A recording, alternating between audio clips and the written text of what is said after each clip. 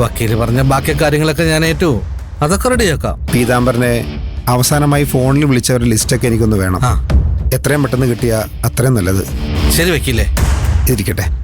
ശരി.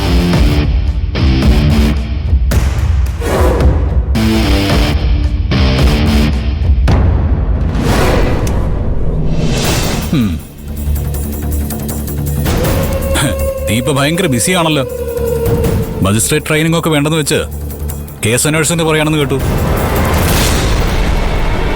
ഒറ്റയ്ക്ക് സത്യം കണ്ടുപിടിക്കാൻ നീ ആരടാ? ഷെർലക് ഹോംസോ?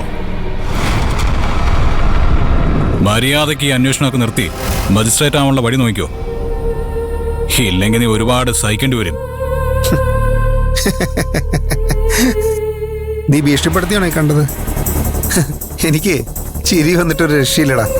നിന്റെ ചിരിയൊക്കെ ഞാൻ മാറ്റിത്തരാം. 4 കിട്ടുമ്പോ നിനക്കൊക്കെ ബോധം തനിയെ വന്നോളും. ഞാൻ പീതാംബരന്റെ കേസ് അന്വേഷിക്കുന്നതില് നിനക്കെന്താ പ്രശ്നം?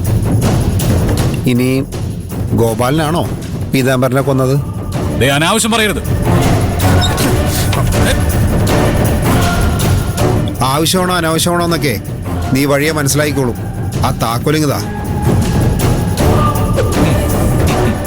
താക്കോലൊക്കെ തരാം. ആദ്യം നീ നിന്റെ ഇൻവെസ്റ്റിഗേഷൻ നിർത്താന്ന് പറ. അവളെ ഞാൻ നിരപരാധിയെന്ന് തെളിയിക്കോടാ. ഈ താക്കോലിങ്ങതാ.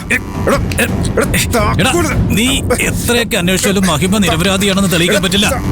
എന്നെ കൊണ്ട് എന്തൊക്കെ പറ്റും പറ്റൂല എന്നൊക്കെ തീരുമാനിക്കേണ്ടത് നീയല്ലടാ, അത് ഞാനാ. താക്കോലാടാ. എന്റെ ഭാര്യ സംരക്ഷിക്കേണ്ടതേ എന്റെ ഉത്തരവാദിത്വമാണ്. അത് ഞാൻ നല്ല വെടിപ്പാട്ട് ചെയ്യുകയും ചെയ്യും. നീ താക്കോലാടാ.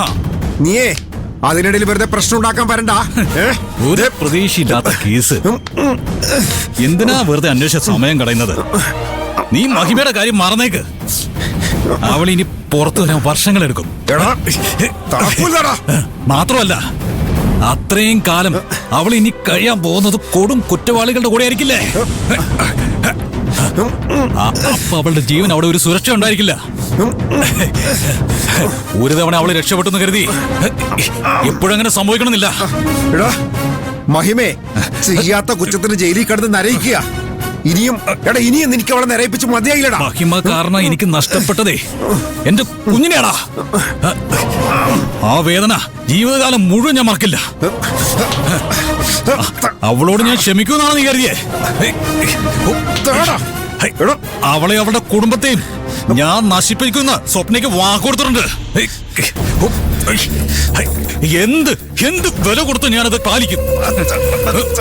മഹിമ അവളുടെ അവസാനം ജയിലിൽ വെച്ച് തന്നെ ആയിരിക്കും. സഞ്ജു, നീ വെറുതെ എന്നെ ക്ഷമ പരീക്ഷിക്കരുത്.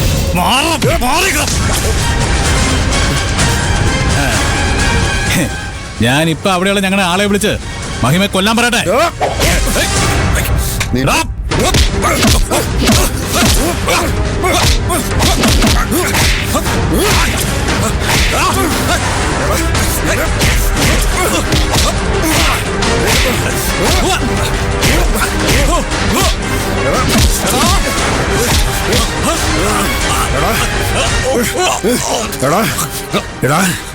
ഞാൻ ഈ കയ്യൊന്ന് അമർത്തിയാണ്ടല്ലോ നീ തീർന്ന്. ഇനിയേ ഈ മാരി നമ്പറായിട്ട് എന്റെ അടുത്ത് വന്നാണ്ടല്ലോ നിന്നെ ഞാനങ്ങ് തീർത്ത് കളഞ്ഞേക്കും. കേട്ടോടാ?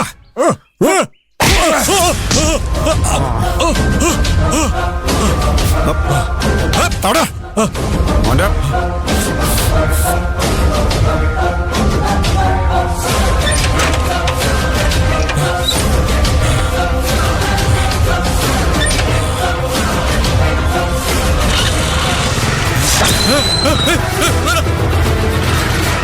പോടാ.